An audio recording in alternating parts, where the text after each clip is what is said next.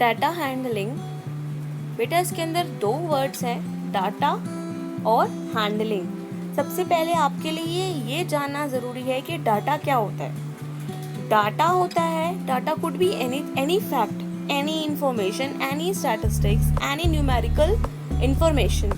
कोई भी ऐसी चीज़, कोई भी फैक्ट है, कोई स्टैटिस्टिक्स है, चाहे कोई नंबर्स में आप न्यूमेरिकल टर्म्स में कोई भी चीज़ जो है आप डिप्लिक्ट कर रहे हो किसी एक पर्टिकुलर चीज़ के बारे में और आप उसे कलेक्ट कर रहे हो। डाटा इज अ फैक्ट और स्टैटिस्टिक्स और a numerical information collected for the purpose of analysis और रिसर्च। किसी भी चीज़ के ऊपर रिसर्च या एनालिसिस करने के लिए आप जो डाटा कलेक्ट कर रहे हो, जो भी इंफॉर्मेशन आप कलेक्ट कर रहे हो उसको हम डाटा बोलते हैं। अब डाटा हैंडलिंग, सिर्फ डाटा कलेक्ट करना इज नॉट इम्पॉर्टेंट।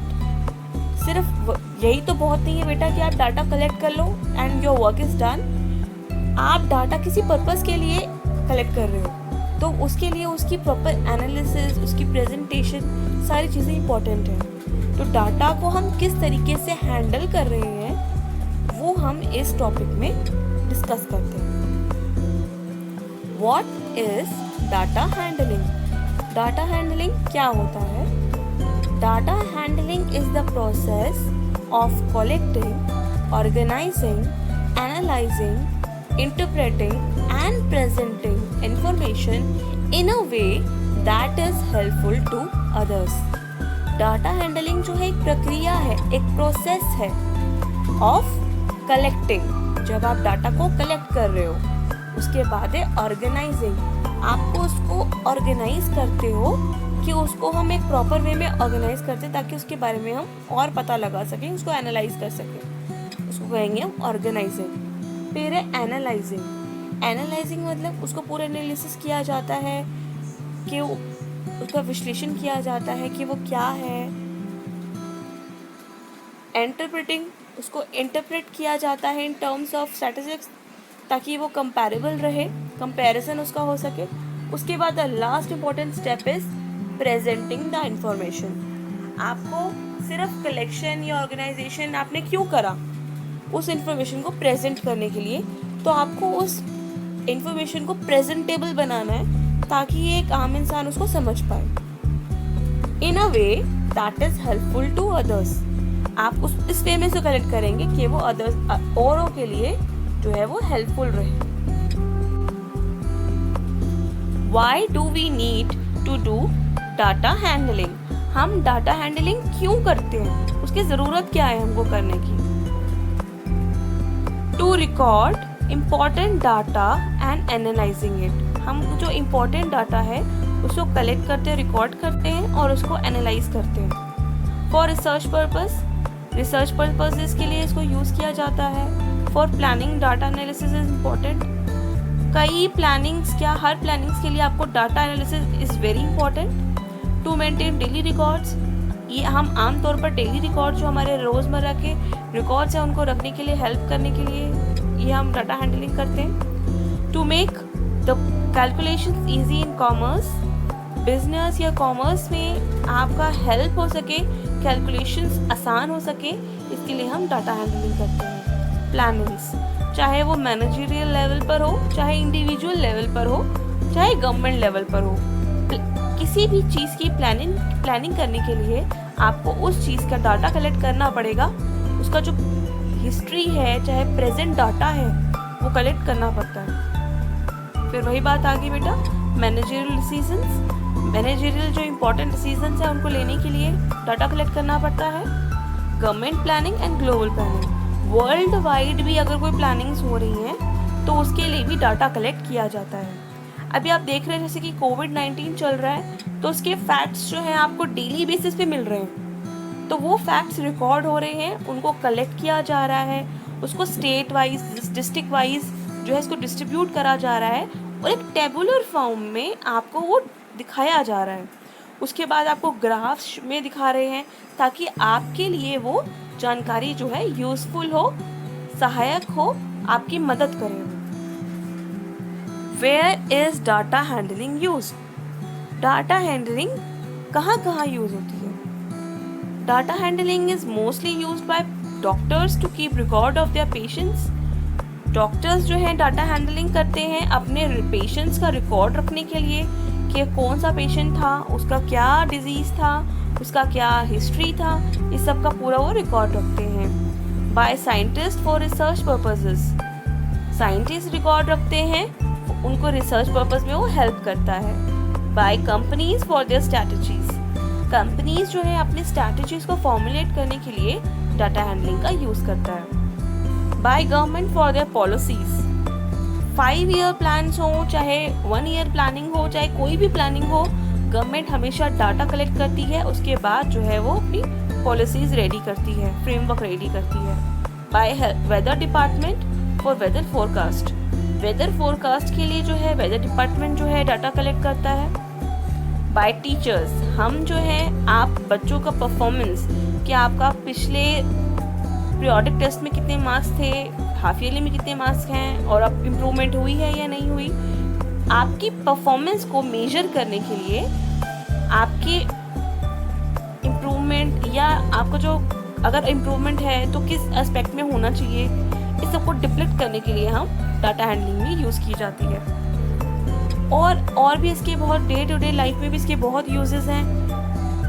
आप रोज़मर्रा के लिए लाइफ में भी आप कई बार, चाहे आपके बिल्स हों, एक्सपेंसेस हों, इस सब में आप कई बार जो है डाटा हैंडलिंग का यूज़ करते हैं.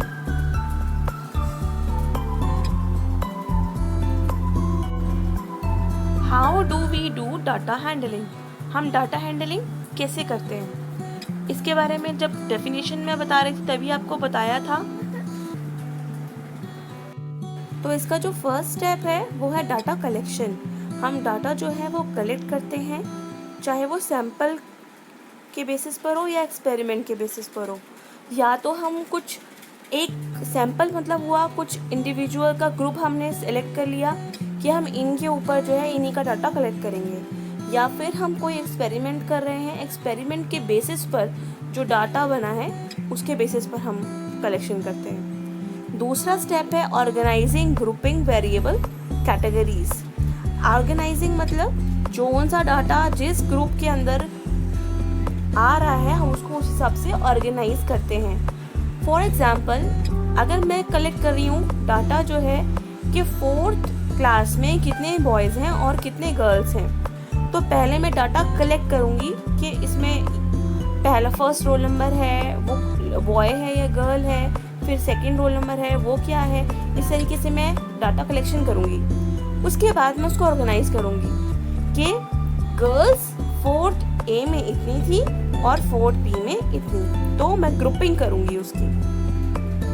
प्रेजेंटेशन, उसके बाद मैं उसको प्रेजेंट करूँगी in form of histogram, pie charts वगैरह या फिर बार ग्राफ्स या पिक्टोग्राफ में उसको डिप्लेक्ट करूँगी. फिर मेजरमेंट, अब उसके ऊपर एनालिसिस इंपॉर्टेंट है, एनालिसिस किया जाएगा, उसमें मीन, मोड, मीडियन, वेरिएंस, ये सब आप बाद में पढ़ेंगे. उसके बाद है एनालिसिस और इंटरप्रिटेशन, उसमें से हम फाइनल इंटरप्रिटेशन निकाला जाएगा कि उस डाटा को क्यों कलेक्ट किया गया और उसके फाइनल रिजल्ट्स क्या थे. अब हम डिस्कस करेंगे कि डाटा हैंडलिंग का प्रोसेस क्या होता है, जो हमने अभी थोड़ी देर पहले ब्रीफ में जाना था. कलेक्टिंग डाटा, सबसे पहले हम अलग अलग मीन्स से जो है डाटा को कलेक्ट करते हैं, चाहे वो इंटरव्यू से हो, एक्सपेरिमेंट से हो, या फिर हम सैंपल लेते हैं, उस सैंपल का सर्वे लेते हैं, सर्वे करते हैं और उसके बेसिस पे डाटा कलेक्ट करते हैं, या हम खुद ही जो है अरेंज करते हैं, लोगों से बात करते हैं, एक सैंपल डिसाइड करते हैं कि हमने किस बारे में रिसर्च करना है और उससे एसोसिएटेड, उससे रिलेटेड जो है वो ग्रुप कौन सा है और उसको एज अ सैंपल हम कलेक्ट करते हैं. ऑर्गेनाइजिंग ऑफ डाटा, अब जो हमने डाटा कलेक्ट किया है उसको हम टेबुलराइज करते हैं, टेली मार्क्स के थ्रू उसको एक प्रॉपर वे में ऑर्गेनाइज करते हैं. एनालिसिस, अब हम उसके ऊपर एनालिसिस करते हैं, उसको उसके परसेंटेज, मीन, मोड, मीडियंस वगैरह हम निकालते हैं ताकि हम उसके आगे की एनालिसिस कर सकें. डाटा इंटरप्रिटेशन, अब हम डाटा को इंटरप्रेट करते हैं इन टर्म्स ऑफ ग्राफ्स, चाहे वो ग्राफ हो या पाई चार्ट हो, बार ग्राफ हो, हम अलग अलग तरीकों से उनको इंटरप्रेट करते हैं। Presentation of data, the last and the foremost thing is the presentation of data. अब हम उसे प्रॉपरली प्रेजेंट कर रहे हैं। अभी हम इंटरप्रिटेशन में बस हम टेबुलराइज कर रहे थे, अब हम प्रॉपर जो है एड्स का यूज कर रहे हैं जिनसे हम प्रेजेंट करेंगे डाटा को। सम कॉमनली यूज्ड डायग्राम्स आर, जो कॉमनली जो डायग्राम्स यूज होते हैं वो कौन कौन से हैं? बार ग्राफ, बार ग्राफ जो होता है रेक्टेंगुलर ग्राफ होता है, रेक्टेंगुलर बार्स होती हैं। आप उसके नीचे वाली जो एक्स एक्सिस है, आप उसके ऊपर जो है वो आप उन ग्रुप्स को लेते हो जिनके बारे में आप रिसर्च कर रहे हो, स्टडी कर रहे हो। यहाँ पर मोस्टली नंबर्स होते हैं, उनसे एसोसिएटेड नंबर्स। अब जैसे कि मैंने ये जो डाटा लिया है, ये लिया है ग्रुप का, एक सैंपल लिया है 50 लोगों का, और उनसे ये पूछा है कि आपको कौन सा आइसक्रीम में फ्लेवर पसंद है या आपको कौन सी डेजर्ट पसंद है। तो वनीला आइसक्रीम कितने लोगों ने बोला है? 12 लोगों ने। तो मैंने यहाँ पर वाई एक्सिस पर 12 पॉइंट देखा, वनीला देखा और उसको प्लॉट कर दिया। वैसे ही स्ट्रॉबेरी जो है उसको 6 लोग पसंद करते हैं, चॉकलेट आइसक्रीम को 4 लोग, मिंट 3 और टॉफी फ्लेवर को 2। इस तरीके से हम बार ग्राफ को रीड करते हैं। फिर है पिक्टोग्राफ। पिक्टोग्राफ आप ऑलरेडी कर चुके हो। इसके अंदर जो है फ्रीक्वेंसी है, जो नंबर है, नंबर ऑफ ऑब्जर्वेशंस है, उसको पिक्चर्स के मोड से प्रेजेंट किया जाता है। जैसे कि पहला ये वाला जो डाटा है वो है number of children who choose to, कि कितने बच्चों ने इस पर्टिकुलर फ्रूट को चूज करा है एज अ फेवरेट फ्रूट। जैसे पियर है, पियर को जो है 1 2 3 4 5 6 7 बच्चों ने लाइक करा है।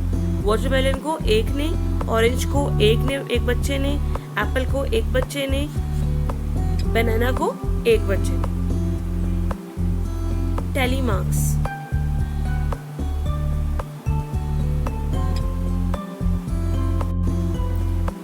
tally charts are used to collect data quickly and efficiently. Filling in a chart with marks presenting numbers is faster than writing out words or figures and the data is collected. इसके अंदर जो है एक individual है, एक जो हमने sample जिससे पूछा है, ऑब्जर्वेशन को एक स्ट्रेट लाइन लगा देते हैं। अब जैसे कि decorating of tree, favourite part of Christmas का जो है पहला है पॉइंट, डेकोरेटिंग द ट्री। उसके ऊपर कितनी लाइंस लगी हुई हैं? पहले तो 2 जो है वो वर्टिकल लाइंस है, देखिए 1 2 3 4, फिर एक जो है टेढ़ी स्लांटिंग लाइन है, तो ये हो गए 5।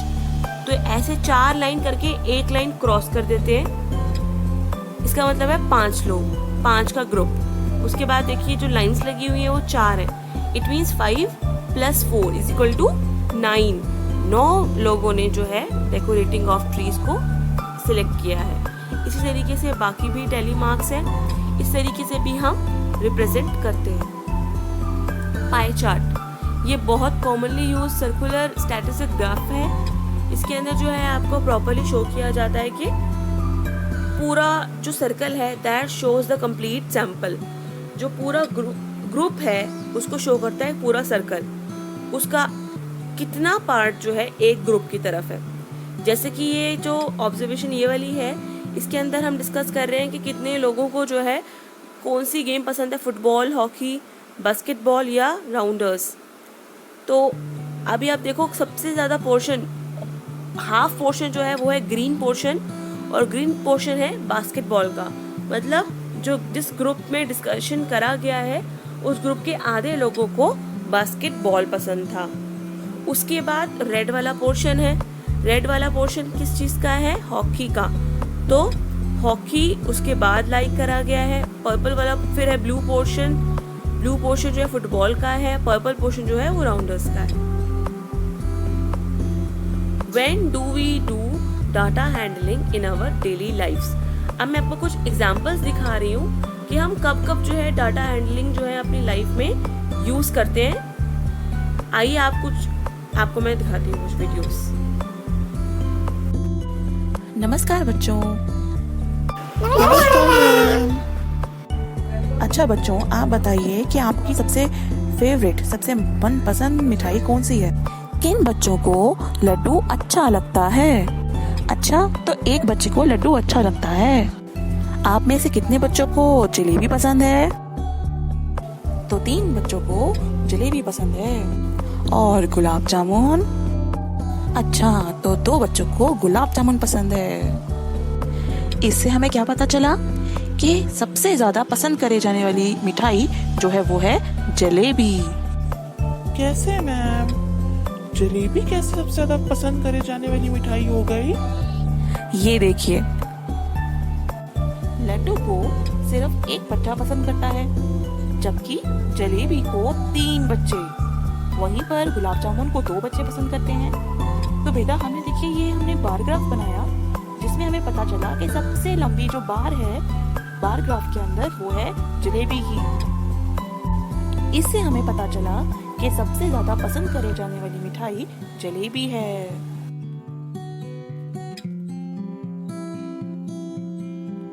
बच्चों, ये देखिए आपके मार्क्स जो आप बच्चों के आए हैं कल के टेस्ट में।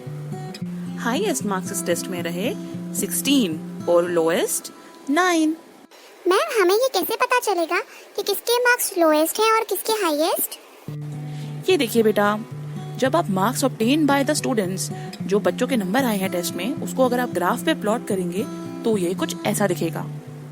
इसमें एक्स एक्सिस पर हमने लिया है बच्चों के नाम जो कि हैं A, B, C, D और E, जबकि वाई एक्सिस पर हमने लिए हैं मार्क्स के बच्चों को कितने मार्क्स आए हैं। तो मैम, ये बार्स, जो लंबी लंबी बार्स हैं, ये कैसे बनी? हमने हर इंडिविजुअल का नाम देखा एक्स एक्सिस पर और वाई एक्सिस को देखकर हमने उसके मार्क्स जो हैं वो बार में प्लॉट कर दिए। इन बार्स में सबसे ऊंची बार जो है वो है 16 की, जो कि है D की, जबकि E की बार जो है सबसे लोएस्ट है, सबसे कम है, इसलिए वो है सबसे लोएस्ट मार्क्स और 16 है हाईएस्ट मार्क्स। मैम, ये तरीका तो बहुत अच्छा है। इसे तो हम जब ज्यादा बच्चों के मार्क्स देखने होंगे तो उसमें भी हाईएस्ट और लोएस्ट आराम से बता सकते हैं। हाँ जी बेटा, बिल्कुल सही कहा आपने।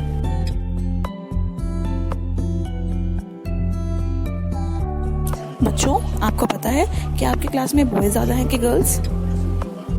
हमारी क्लास में तो ज्यादातर गर्ल्स ही लगती है मैम। नहीं मैम, क्लास में बॉयज ज्यादा हैं। ये देखिए, आपकी क्लास में गर्ल्स हैं 20 यानी कि 20 और बॉयज हैं 30 यानी कि 30।